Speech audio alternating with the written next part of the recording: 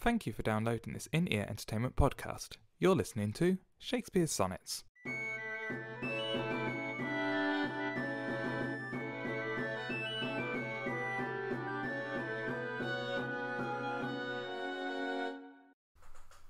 Sonnet number 4. Unthrifty loveliness, why dost thou spend upon thyself thy beauty's legacy? Nature's bequest gives nothing, but doth lend, and being frank, she lends to those of three. Then, beauteous niggard, why dost thou abuse thy bounteous largess given thee to give? Profitless usurer, why dost thou use so great a sum of sums, yet canst not live? For having traffic with thyself alone, thou of thyself thy sweet self dost deceive. Then, how when nature calls thee to be gone, what acceptable audit canst thou leave? Thy unused beauty must be tombed with thee, which, used, lives the executioner to be. Oh, that was awesome! That was sonnet number 4. I was so worried about reading that one, and I only messed up once. Welcome to Shakespeare's Sonnets. That was sonnet number 4. I'm Mark Chatterley. I am Thierry Heles. And yes, awesome. I did that. I'm very proud of that one. People out there might think that was useless. I'm proud of myself. That probably means that I'm going to stumble on every single word in this one.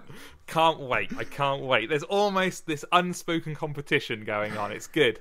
So this again is another sonnet to the young lover who we are seeing in this journey. Shakespeare really wants to go out and have children and to go out and have sex and to propagate. There seems to be a slight switch up in the way he's done it. Shakespeare has done it by essentially aggressive threats, has done it by appealing to this young person's vanity, and now seems to be trying to, at least from my point of view, trying to explain it as if it was some sort of business investment, which is quite a shift, I think. It's quite interesting to. We've had the livery before, so he sort of mentioned physical possessions before, and he tends to. Yeah, I mean, he says profitless usurer. Is that the way you pronounce it? I can't remember now. But yeah, he did money lending and the beauteous niggard, and he just physical possession, having money, having financial resources and wealth.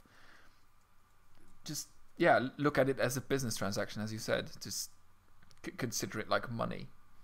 Yeah. So your beauty is like a currency, which for you is running out, but by investing in a child, is kind of how the adverts on TV would go. Consolidate all of your existing childhood longings into one manageable childhood payment. He's also sort of reproaching as well, because he says, I mean, unthrifty loveliness, why dost thou spend upon thy... He's almost saying you're handing your money out. You're giving just everything away instead of using it for that specific investment for the future. You're just wasting your life away, basically, in every sense. yeah. In vanity, in monetary terms, in other people's respect, it's quite a shift, I think, from the usual message. But it hits home more, at least for me, coming from the modern culture, as much as I'm a part of modern culture, which is maybe a discussion for another time. But the discussion of money definitely hits home a lot more to me than the discussion about vanity. Well, I guess having money is sort of I say modern times, I guess, since civilized times, money is a very big issue. You need money to live. You need money to buy food, to just... It is basically how our society works. Yeah. So using that as an image, as an investment, money investment is something that hits closer to home than... And I wonder if vain. If back in Shakespearean land and in Shakespearean times, the money would have been maybe even more important.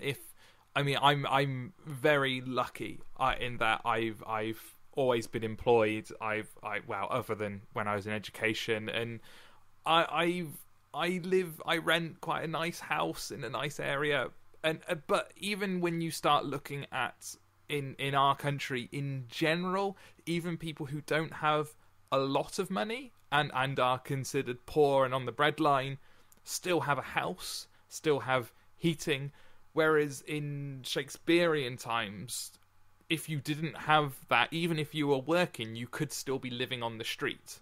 And I wonder if money back then would have hit home even more, that in the sense of if you had some to invest, you would be idiotic not to be doing that. If you had the spare money to invest, having spare money would have been such a bigger idea. Or maybe I'm just making myself sound really ignorant here. I don't know. I mean, you still have... it's not like we've gotten rid of... Unfortunately, not gotten rid of homeless people yet. No. We still see that. Poor people living on the street. I don't know whether it was worse in Shakespearean times. I mean, they had different kinds of money to start with. They didn't pay in pounds and. They didn't. They used dollars. Yeah. Before everyone started hating America, but I mean, and they had quite a few weird traditions, like carrying your own spoon around and a sort of. Okay, didn't know that. That's no, random. No, that.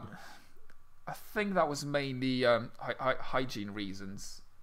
Okay. They basically they carried their own like spoon and fork around, so when they ate out, because obviously they had pubs already at Shakespeare's time. There's if you go to Stratford-upon-Avon, there's quite a few pubs. I think 2 pubs that are still open, that were open in Shakespeare's time. Okay. So they had pubs in Shakespeare's time, and you brought your own cutlery if you had foods, because there was no way to hygienically clean at the time. They didn't have, what are they called? Fairy. Are we allowed to mention products? They didn't have fairy and that sort of. Oh, maybe we're not the BBC. We're not big enough, but maybe fairy will now ship us. Yeah, maybe purchased. They might ship us a big crate of fairy liquid each or something. So all we need to do is mention Domino's and Pizza Hut, and I'll be happy. Yeah, that could work, dear Domino's. Got to work it into the sonnet. But the language, I mean, there's nice, almost mutually exclusive ideas going on. Profitless usurer being a money lender.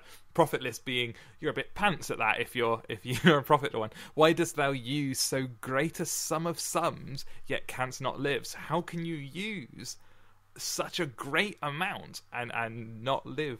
There are really interesting ideas, I think, in this sonnet. I don't know. For me, at least, it seems more dense and unpenetrable than the other ones we've seen so far.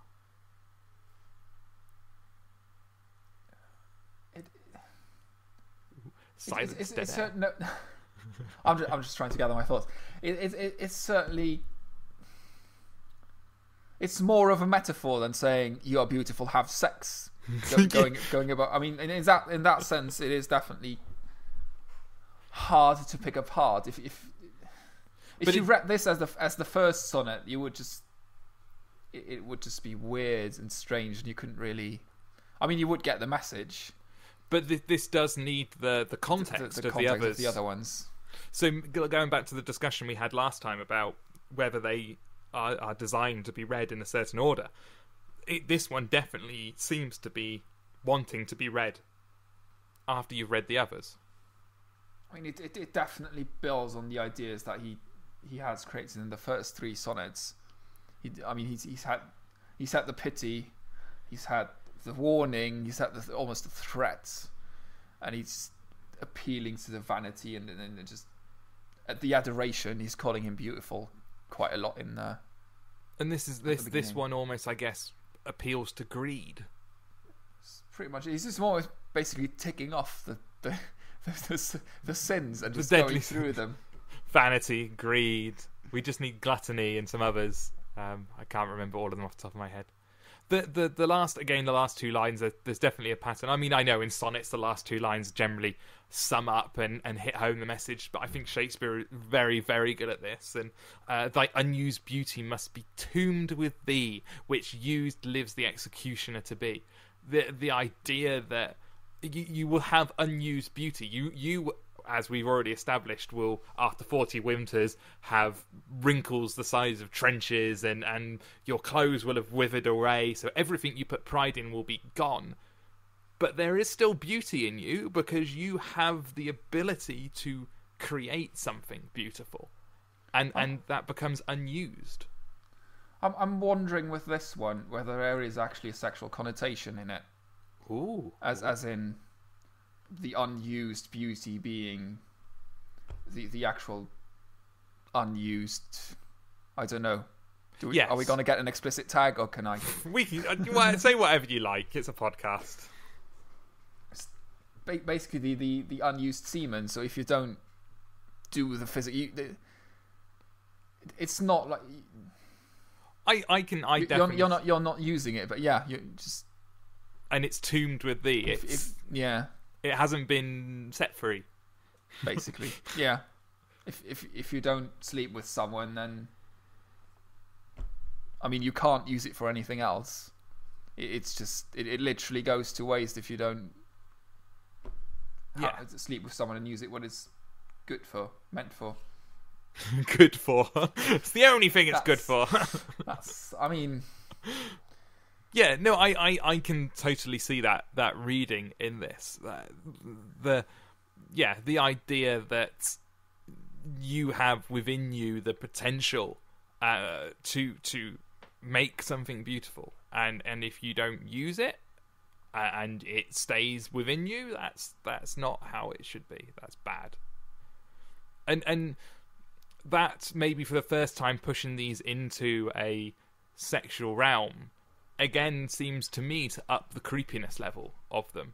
So we've already talked about how you're basing it talking about another guy's yeah, exactly. And so we've gone from what I think would be the modern day, which is I think you're beautiful, even though I'm male and you're male, or whichever way round it works for you. I can see there's beauty in you.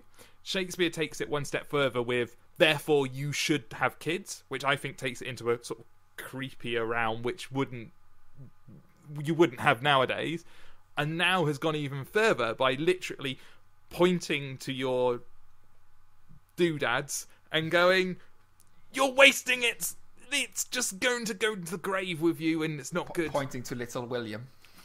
Pointing to little William, exactly. And yeah, it's an interesting progression. I'm finding this absolutely fascinating. We're going to have an orgy by Sonnet 10.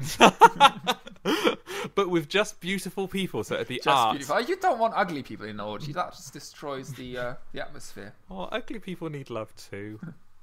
Maybe that's when you switch the lights off. You let the ugly people in later. Switch the lights. That's wrong. Bad discussion to have on a podcast.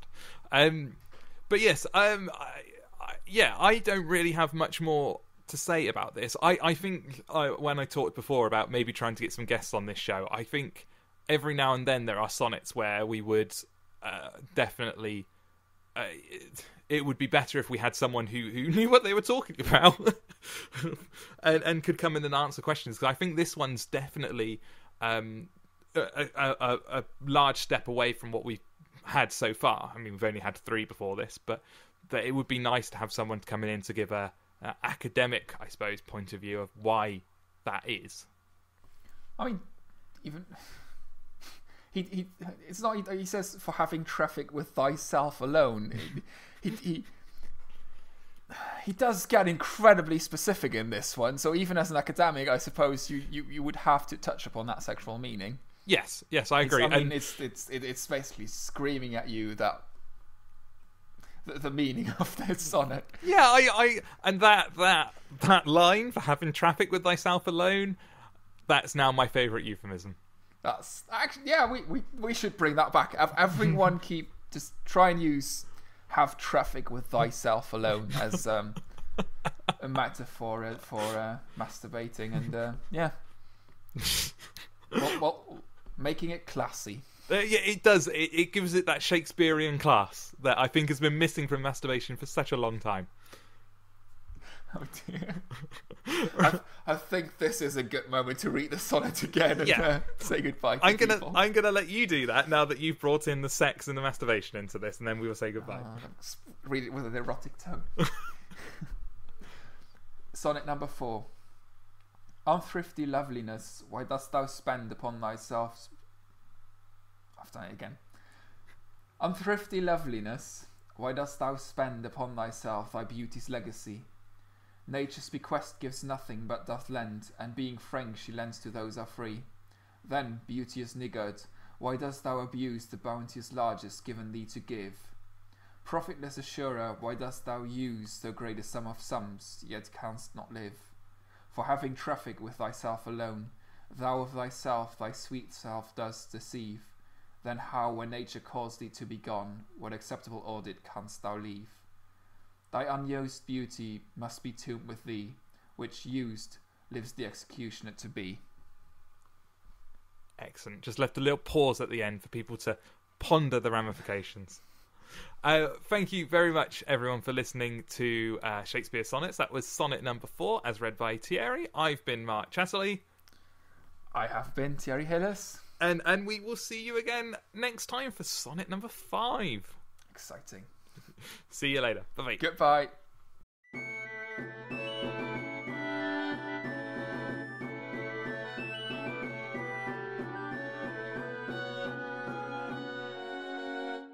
You've been listening to Shakespeare Sonnets with Mark Chatterley and Thierry Heles.